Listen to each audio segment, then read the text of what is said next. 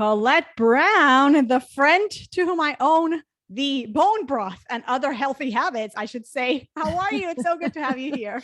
I am well, Yael. Thank you so much. And I am so excited about today and sharing information. Yes, you are a wellness advocate. And I mean, I want to know how do I get you to move in with me?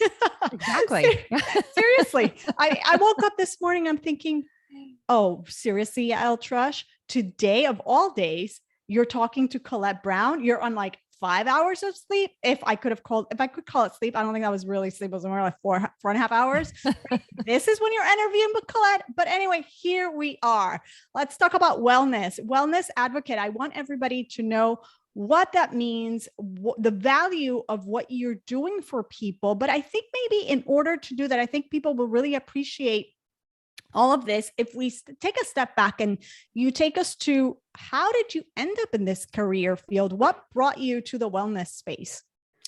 That's a fantastic question because we all know that there's a history behind things that we do and it leads us to where we're going. And so for me, I was very sick as a child. I How so? had strep throat, tonsillitis. I was from a large family, one of 9 children. Oh, I did not know that. Yes, one of 9. And I was the second oldest. I was the oldest girl. So I was also kind of like the mom.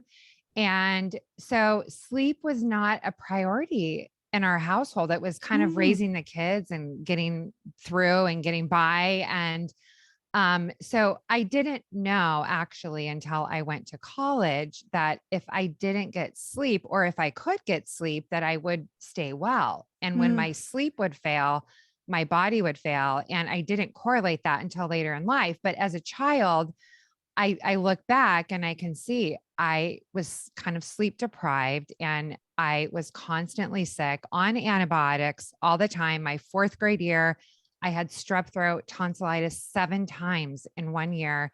And my mom would come to school with penicillin and a literal spoonful of sugar so that I could take my medication because I would just gag and I hated it. But it was how it would heal me. And I know now that heal is not the word, right? Well, it made me better. Right. It made me better at the time. It put a Band-Aid on it. Right. What I didn't know is that it was destroying my ancestral DNA, my microbiome. And I would then spend post leaving home and going to college over 20 years of trying to heal my body from what had happened and the destruction of the antibiotics. Wait. Take us now to this two terms you just used. This is fascinating. Ancestral DNA. This is the first time I've heard it. Microbiome. I've heard from you before. What are these things? So when we are birthed into the world, your first exposure to that ancestral DNA is through the birth canal. So ladies, if you're having babies, it's not antiquated. It's a natural process of the baby going through, swallowing the fluids. It gets doused in the eyes. And by the way, you get a cranial adjustment coming out of the birth canal. So whenever possible, do that. Don't just schedule a cesarean and, put it on the calendar. Like really be mindful about it because that's the first exposure. C-section babies take longer to develop that and they don't fully get that dousing of that ancestral DNA. It takes a child from birth until about 2 years to develop the microbiome, which when babies are on the floor and they're crawling and they're putting things in their mouths, they're getting exposure to different types of microbiome. And the microbiome, by the way, is composed of fungi and bacteria, protozoa, and these all are living in our gut, and they actually are larger than we are as human. We have more microbiome than human cells. And so they communicate with us through the brain, but we develop that through the birth canal, childhood, living exposure. And the way that I was able to float, just to kind of tie this. Sorry to cut you off. Yeah, Playing in no, the it's dirt, okay. playing the dirt and not on our phones when we're kids. Yes, in the dirt, grounding. Put your child, the more tactile experiences and exposure to different surfaces, the better. When I see kids going to preschool where they're being given a hand pump sanitizer and keep your shoes on and don't get dirty, it makes me a little bit nervous. I'm not a nervous person, but I want kids to just roll in the dirt, feel what it feels like to get your hand in the dirt, get it wet. What does it feel like when mud dries on your skin? And by the way, you're transferring the earth's microbiome to you. So growing up kind of in the country, I was able to sustain, I believe, from interacting with the earth and with animals. We had horses and cows and dogs and cats and sounds like House on the Prairie. right. And gardening. And so I was living, in a very natural environment. When I went to college to a sterile environment is when I started going downhill really fast. And I understand now that the earth was sustaining me and it was replacing what was taken. But when I went to sterile, I didn't have that. Oh, so what the all the antibiotics was depleting, there was some sort of balancing, but once you left, so now you start getting sicker. Is it the same type of thing? Is it also strep? What's going on now in college? How does it manifest? So I was able to really not, I don't think I went on antibiotics once when I was in college, but what started happening was that I noticed that I would have really bad stomach aches and cramps, and I was having digestion problems. And of course, when you're eating back then, the type of dorm food, I think today it's more mindful of, they're trying to take care of college students a little bit better. But when I was in school, it was really bad food. And so not only am I out of a natural environment, I'm eating food that's not the best. And I'm taxing myself with studying late nights, working at the same time to put myself through college.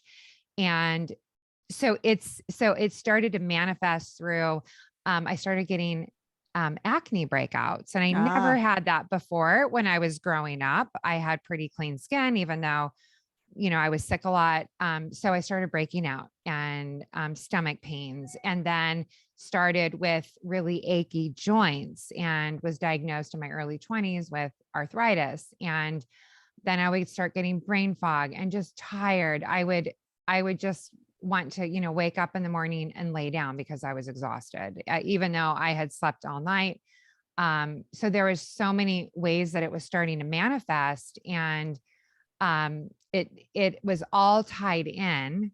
Little did I know, I was on a quest to figure out what was it. And I actually, when my skin would not get better, we know it's our face to the world, and I wanted my skin to be nice like it was when I was growing up.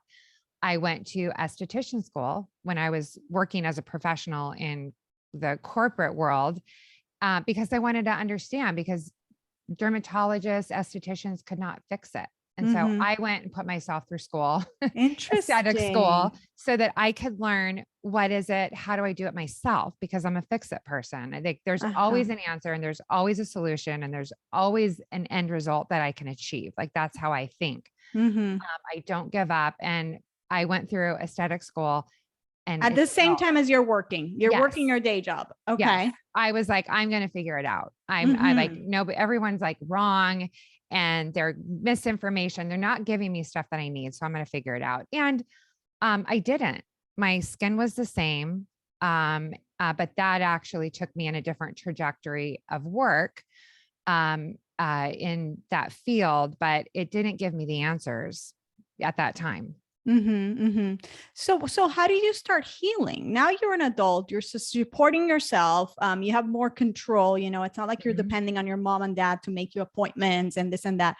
When does the healing journey happen? So I sought answers from when I went to college. I was always asking questions. I was going to doctors. I was reading books. Anybody that had anything from any field, holistic or Western, I would do it and I would try it. And there came a point when a doctor told me, don't eat any raw vegetables, just eat canned vegetables. Are you serious? Yes. And I thought, that's so not Wrong. the way that I was raised. Like, we had a garden and we would eat fresh vegetables, and why would having these vegetables go through that processing? And if that's all you can eat, hey, eat it. Right. It's better than nothing, right? Right. But if you have access to vegetables, why not? And it wasn't, make sure that the vegetables you're eating are organic and they don't have glyphosate, which can wreak havoc on your gut, or try to eat no nightshades. Maybe that's aggravating you, but they didn't have that information, or they didn't want to obtain that information. I don't know. I can't answer for them, but I was doing different things. So then I found the gluten-free craze, and I thought, okay, this is my answer. I'm going to cut it out. And I tried that for 2 years.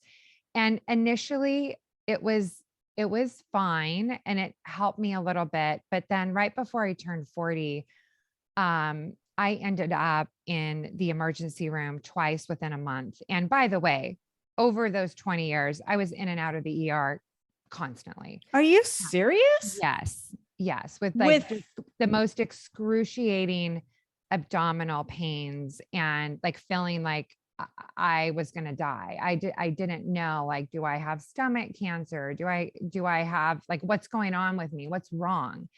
And they would just send me home. I'd be like, you're fine. But I wasn't fine. And so right before I turned 40, twice within a month, the second time I went in, the nighttime interventional radiologist said, you have appendicitis. And the one in the morning, there was a different doctor, and he said, actually, she doesn't have appendicitis. And I'm like, okay, well, what is it? And then I asked for a third opinion, which is why I call myself a personal wellness advocate, because I had to advocate for myself. And I wasn't just like, okay, doctor, right. I was like, tell me what's wrong. Like, I've been on this journey and I want to know a solid answer. And the third opinion was, okay, your appendix is inflamed, and everybody gets their appendix out, and you don't really need it. So we'll just do a quick procedure. I'll put you on the books at 11 o'clock. And then the doctor's phone rings. He picks it up in front of me. Hey, Joe. Yeah, I got a quick procedure. I'll see you at the game this afternoon. I have I'll see you then. And I just thought, you are not operating on me. No, I'm sorry. Like, not everybody gets their appendix out. Yeah. That's not a fact. And so a nurse was in the room, luckily, when this happened, and he left, and she whispers in my ear, you didn't hear this from me, but I think you have something called leaky gut. And I looked at her, and she said, I can't say anything else. I didn't say that. And she left.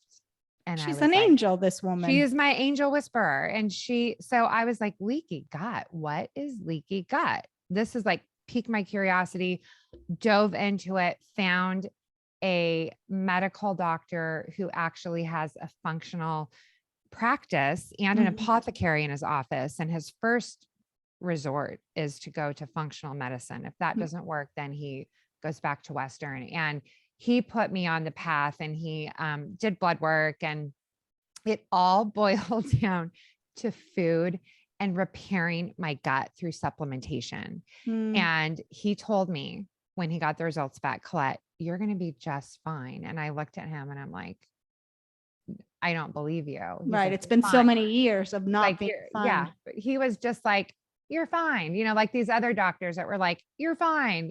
Go back. You've had stomach pain for 20 years. You're fine. So I didn't know whether to believe him, but I followed to a T what he recommended. Within 30 days, I was a brand new person. People that knew me before couldn't believe the transformation. People that know me now can't imagine who I was back then. Describe the transformation. So my skin clears up. I've got great skin. You do. I would never know that you had acne. I would never Yes. know. Yes. I had horrible abdominal pain all the time. Gone. Gone. I had my arthritis gone. My brain fog. Well, I would say sometimes it's still there. I got mom brain. Yeah, you're a mother. I mean, come on. Yeah. Energy level skyrocketed. It's just like the juices started flowing again, the creativity, when you're living in chronic pain and with chronic symptoms, it weighs on you and you don't even realize that it weighs on you. You probably looked older.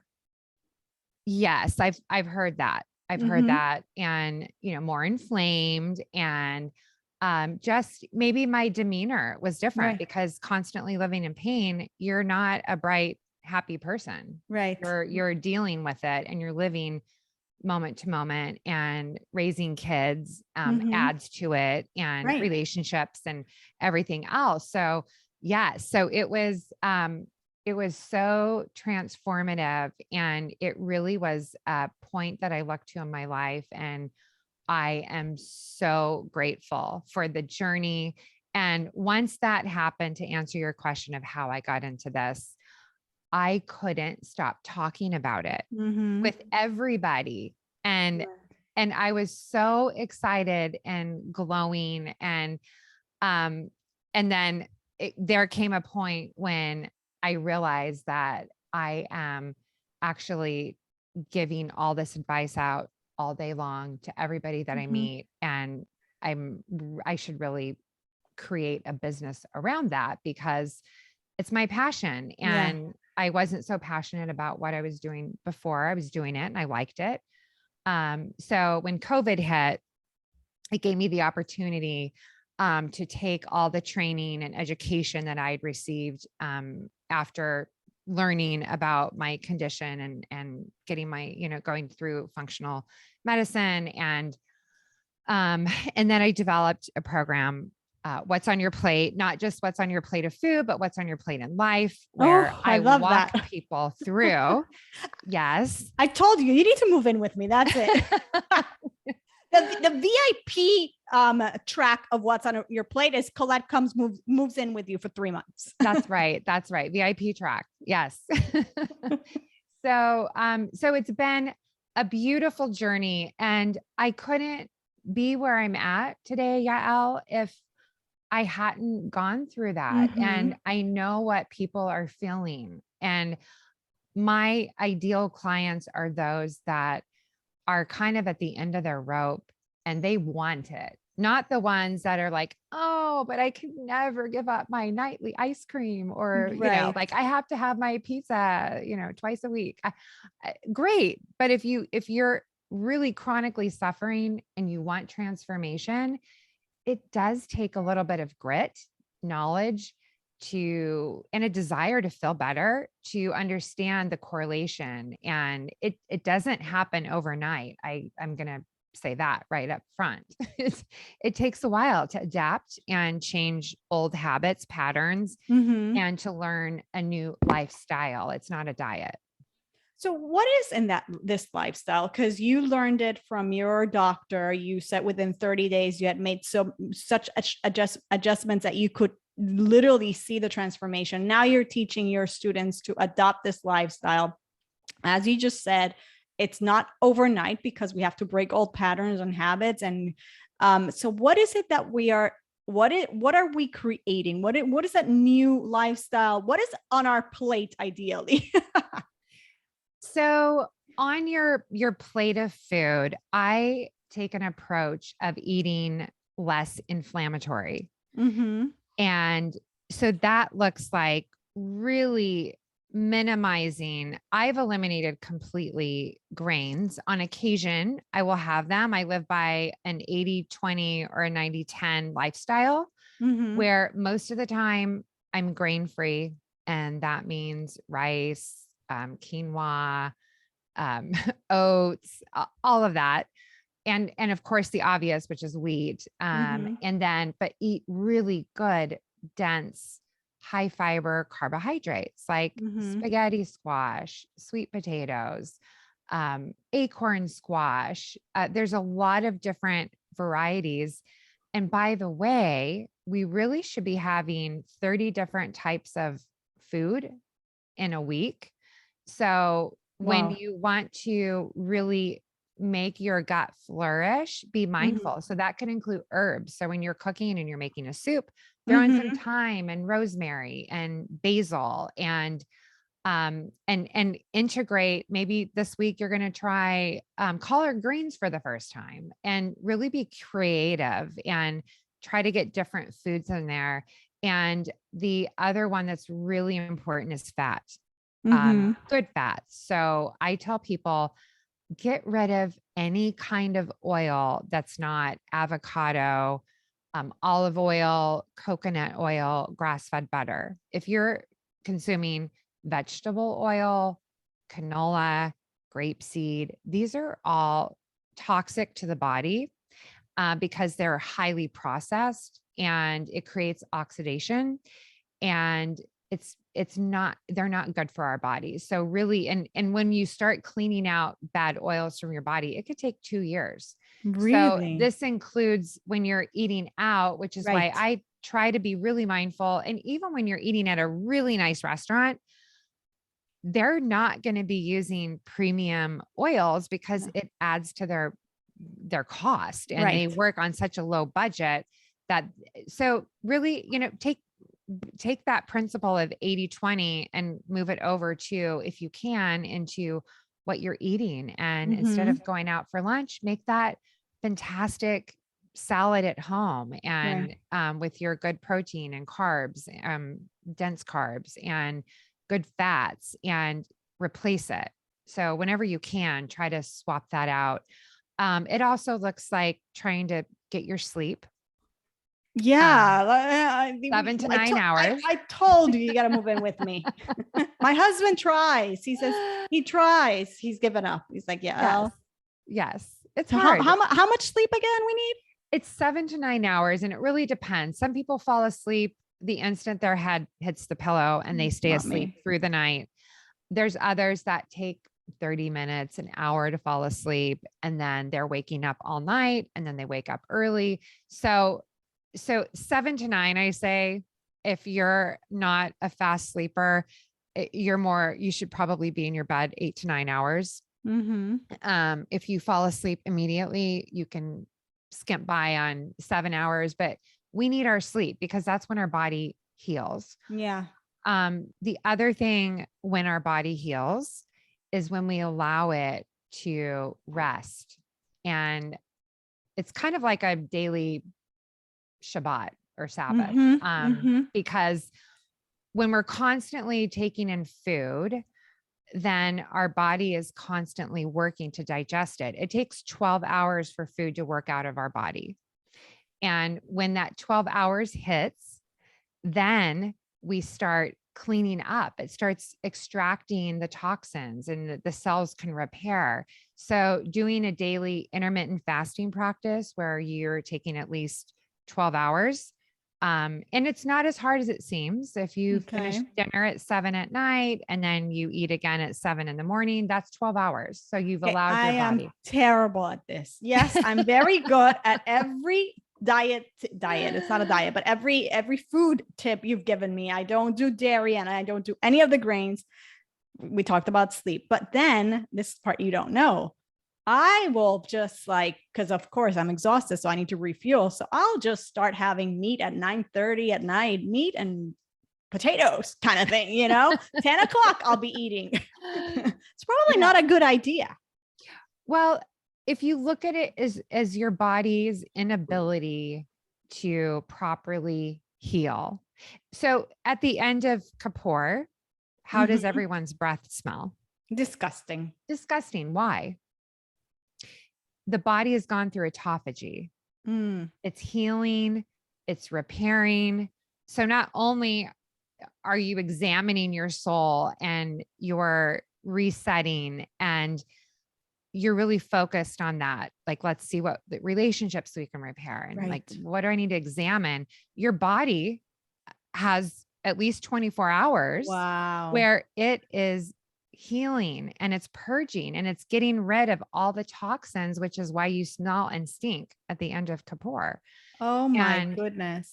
so imagine if you let your body just have 12 hours that it needs Mm-hmm. to purge and get rid of the toxins from the day before, Mm-hmm. then it has a chance to thrive. And I love really, that. look, you're going to age slower. Your Oh, skin's you going to got me be there. better. I'm in. It's You so mean no good no for more you. wrinkles? I'm The in. aesthetics behind intermittent fasting, if you're driven by looks, are fantastic. If you're not driven by looks and you want to live a long life to see your grandchildren or travel the world or whatever, look at it that way. Whatever it Mm-hmm. takes for you and your personality, intermittent fasting is great. 12 hours is ideal. I mean, it's not ideal, it's good, but if you can push it even further, where you're only eating within a 10 to 8 hour window, that's ideal. And then Wait, you're so really, what does that mean that we should stop eating how many hours before we go to bed? so 3 hours before you go to bed is ideal. So if you're Mm-hmm. sleeping at 10, you stop at 7. Yeah. Okay. And then if you're trying to eat, 12-hour window, then you can eat again at 7 in the morning. I also recommend give yourself an hour after you wake up before you put food in your body. Drink some Mm, water, take your probiotic, your prebiotics, whatever. If you have bulletproof coffee, it doesn't interfere with your intermittent fasting. It continues it, but you can't oh, put cream in it. You can put coconut oil, MCT, grass-fed butter, some cinnamon. If you get protein in your body, if you're doing collagen, that will break your intermittent fasting. You can do a green drink. You can do mm-hmm. spinach, spirulina, matcha. That's not going to interfere with it. You could put some avocado in there too for some Mm-hmm. fat. But don't be eating, like, don't eat your steak and potatoes. Oh man, Yeah. Colette. So ideally, if you're eating between like 11 and 7, that's Mm-hmm. perfect. And then your Okay. body is really able to repair. And then what happens, like Kapoor, we're supposed to be examining and really being mindful, right? Right. So when you're saying, okay, I'm eating between 11 and 7, I want to make it count. What Good am I going to point. eat? Am I Good going to point. go straight for the chocolate cake? Am I going to graze on things that I don't know are so good for me all Mm-hmm. day long? Mm-hmm. No, you're going to be mindful and you're going to Right. start changing the way that you think about what's going in. I love So, that. I yeah. love that. The intentionality. Okay, so we Intention. have the choices of what we put on our plate. We have the sleep, we have the repair time, the intermittent fasting. All these things are wonderful. Now there is a real argument for, you know, adopting this lifestyle, especially when we're talking about choosing the foods that go in our plate, for being expensive, right? There is that argument, although I think with the intermittent fasting, you save us on beauty creams, but okay. They'll work better. Right. But there's the counter argument, and a strong one too, that, listen, doctors and hospital bills and, everything that you experienced before that you described, that also cost a pretty penny. Oh, So, yeah. It's like prevention versus treatment. How should we evaluate these wellness decisions from a financial standpoint? That's such a good point.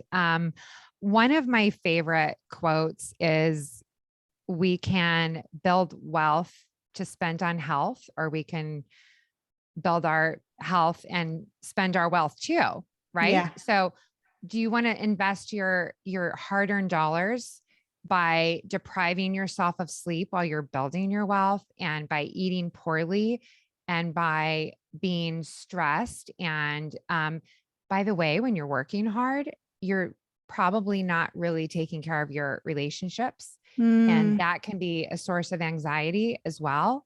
Right. And Are you exercising? Are you integrating that into your life, which is so important too?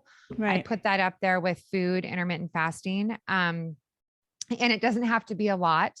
And we can over exercise. I'm just throwing that in. If you're on the treadmill for an hour, not good.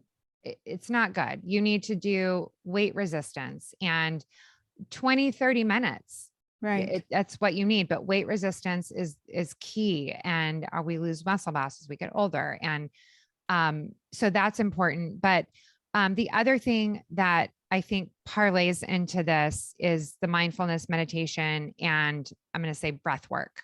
So important. Let's say that you're stressed out and your blood pressure is going up and you are a heart attack waiting to happen, which to your point, it's a financial burden.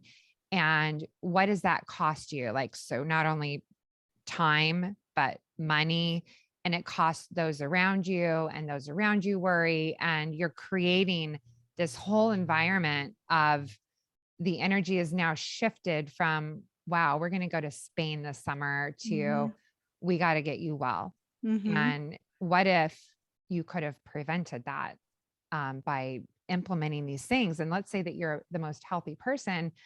It doesn't mean that continuous drip of inflammatory foods and glyphosate, toxins, chemicals, and not being mindful about your body down the road, it's going to manifest. It will manifest. So breath work. So if you are in that environment where you're stressed out and you're feeling your blood pressure rise and you just can't calm down, one of my favorite tools that I've taught my children, I tell everyone when my kids were really little, if you have little kids, you can say, why don't we see if we can take 2 breaths in 1 minute? And they get quiet and they're like, how? How do we do that? So I'm like, okay, inhale. Let's inhale for 15 seconds. And then we can hold, or even 10, let's say 10 seconds, hold for 10 seconds, exhale for 10 seconds, 1 breath, 30 seconds. Let's do another one. So within 1 minute. And so by the time 1 minute has passed, children are calm and they're like, wow, that was cool. And then if you want to make it really challenging, let's take one breath in a minute. Do you think we can do that? Whoa, right. So it really just slows them down. So for adults, I love a simple thing as box breathing. So it's where you're sitting and you might be at your desk. You can do it anywhere you're at. And you're just going to take a number. If you want it to be 5, 7, 8, 10, you're going to inhale for that number. So for time, let's say 4 seconds. So inhale for 4, hold for 4, exhale for 4, and evacuate for 4. And you can keep repeating that 10 times. And again, pick your number and it will just bring a calm to you and it will put things in perspective, because when we get tense, our body tenses up. And what happens? We don't allow oxygen to come in to let our brains think. Right. Right. We get that tunnel vision because we can't think. We don't have oxygen to think. So we're reoxygenating our body. We're giving a gift. We're being mindful because our body is like, stress, and I got to fight and I got to survive. And just like the lion is coming, but there's no lion. Yes. So be the parent to yourself and say, breathe, take a minute. Let's oxygenate the body. Let's reevaluate that stress, that lion, whatever's coming at us. And after you do that, you can actually think straight and you can refocus your attention and make a better decision instead of that reactive fight or flight mode decision that doesn't always work out. Sometimes it does. Sometimes we need that. Sometimes we need that when there's a real lion. When there's a real lion. Yes. But if there's not, decisions will be much better handled and made if they're made from that state. I love these tips. And, now that we're talking about being in that work environment where might be feeling the stress, it's not often talked about, but financial stress really can impact our health. I remember having a conversation with a colleague of mine. He was a guest expert in one of my programs, Julio Cañas, and he's also in the personal finance space.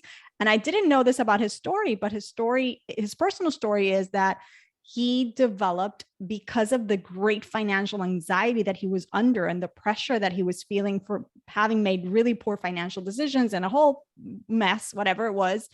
He said, I developed a severe psoriasis, an anti-inflammatory disease. I was sick. I was in hospital with other conditions, and it was all due to this financial stress.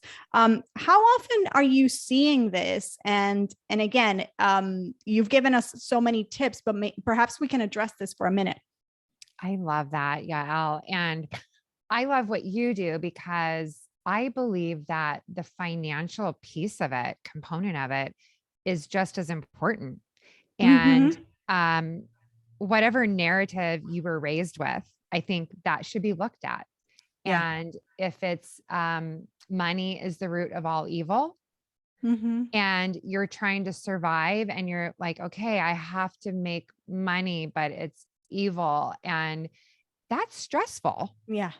And money is light. Money is energy. Money gives opportunity.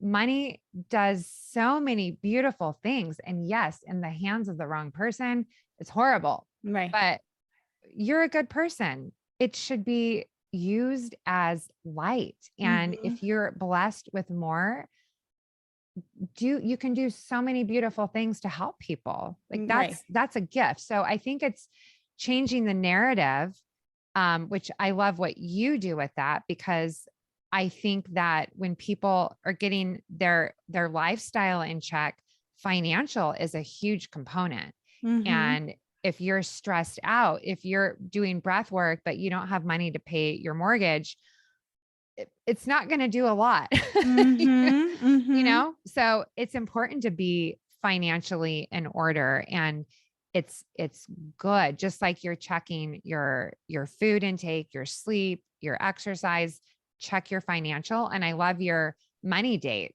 Yeah. That money date is, if you're single, you can do it alone. Of course. And if you're married or with a partner, you can do it with them. But I think that's another component where, and it's interesting how you deal with different cultures, but I think everywhere you look, it's just kind of awkward, you know, or if you weren't raised with it, it's not part of our children's education, which I wish that would be changed as well. I wish that my daughter going off to college was schooled in that. And I also take personal responsibility, but she's like, Mom, I really don't know what's going on. And I'm like, great. You know, yeah, you didn't learn that in school. Check. Okay. We got some work to do. So, I think that that's also a narrative that needs to change. And I love that you're bringing women too, instead of handing it off to the head of the household. And the wives don't know what's going on because the husband is macho or whatever, doesn't want them to know, or I don't know, but change the narrative to where it's, you know, it's really healthy, and it's beneficial, and it's good. Yeah, no, absolutely. Absolutely. And you know what, I could see how somebody listening is like, yeah, but my problem is I don't have enough. And because I don't have enough, I can't afford the, you know, the healthier food, or to work less hours and sleep more. Right. And it becomes like this vicious cycle. But to that, what you're saying still is true, because what is a mindset shift that needs to happen so that you can be in a more creative and expansive state, so that the opportunities can flow to you, right? Because God is sending the blessings left and right, right? That's not to say that there is not a lot of effort that we also have to put in, but I do think that we have to understand that our narrative plays such a big part here, right? Yeah, it does. And if you're mindful and you want to shift, and I tell people, eat grass-fed meat. If you're eating meat, free range chicken. It's really important, because if you're eating that meat that is fed with soy and corn and grains, you're not getting the actual benefit of, it's a longer story, but K2 vitamin that comes with that grass-fed protein, and it's more natural. So it goes on sale, by the way, right? So be mindful when something goes on sale, maybe that's when you buy double and you put it in the freezer, and that will help you prepare for next week. Then you have your meat for next week, and vegetables go on sale.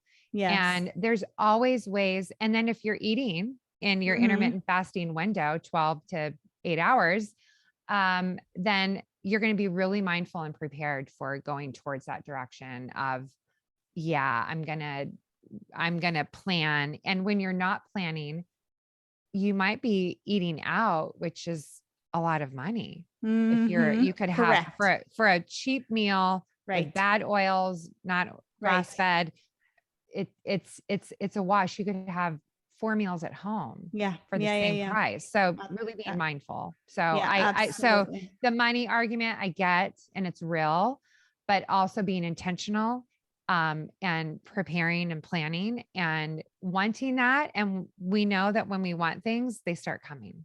And there's a real important point here about values, right? Like I always talk about, like, okay, but let's look at what we value. We value life, we value health, right? We value productivity, we value creativity. If you tell me these are all really important things on your value scale, then we're not financing them by making these choices. So, it's kind of getting that perspective. Now, you mentioned children, and I have to ask you, since you're a mother of 2, as you did this journey, did you bring everybody into this? I haven't managed to, my husband and I are totally into this. And I wouldn't say totally. I have heard a few things you've said that I know I could correct, but definitely we eat completely different than we used to. Not that we were ever terrible, but there were definitely inflammatory foods that we just had no idea were there. I haven't been strict with the children. I just, I've kind of left it like they know we eat like this. What's your take on this?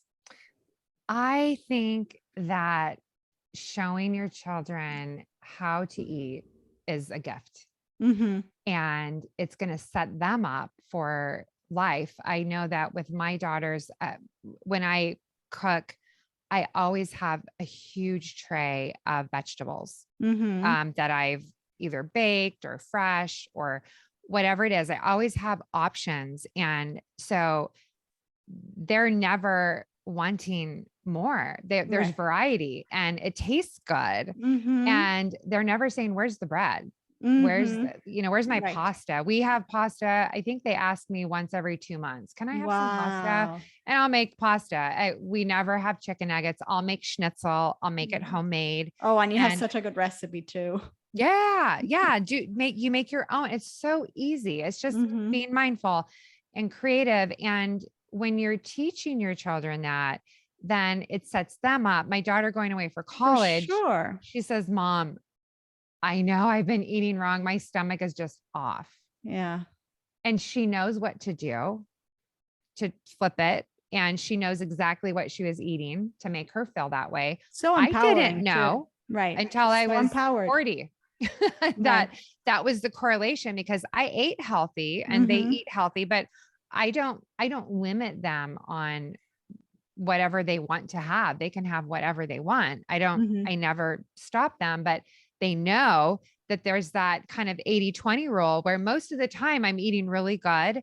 And then I'm going to be out and I'm going to have pizza and ice cream, and I'm going to have a bag of candy, and I'm going to feel horrible tomorrow, and I'll get back on it. So, and it's fine. And they should experience that. Why not? Yeah, no. And it's so empowering to see that, like, I know I know what I did wrong, and now I know what to fix. Colette, this has been such an incredible conversation. I mean, we could go on forever. I know. This is totally your jam. I want you to tell us where we can find you. Where can we learn more? I know you have the program, What's on Your Plate. Tell us a little bit more about that. So What's on Your Plate is 6 weeks, and it's mind, body, soul. I go through a lifestyle transformation. It includes a 30-day reset where we eliminate certain things out of our lifestyle just for 30 days. And it's in a group setting where you have support of me and of other classmates. And it's transformative and Mm-hmm. it's fascinating. The next one's going to be in January after, everyone's trying to reset. Yeah. And so the next one's in January. So if you're interested, you can send me an email, get on the wait list, and Yeah. you can find me on at Wellness by Colette on Instagram. You can DM me. You can find me on my website at wellnessbycolette.com. And I'm always here and I love to help. It's a passion of mine. And I really appreciate this time, Yael. And you do a beautiful job and your content is amazing. So many tips and recipes, so many things I've learned from you. Thank you so much for all that you're doing and continued blessings and success in the new year, helping more people live a better lifestyle because really we're here to serve God. And if we're just like you were describing before, feeling awful and with aches and pains and exhausted, that's not going to do it. So let's get on the bandwagon. That's right. I love it. Yes. Thank you, Colette, Jump on. so much. Jump on. Thank you so much. Thanks, Yael. Okay.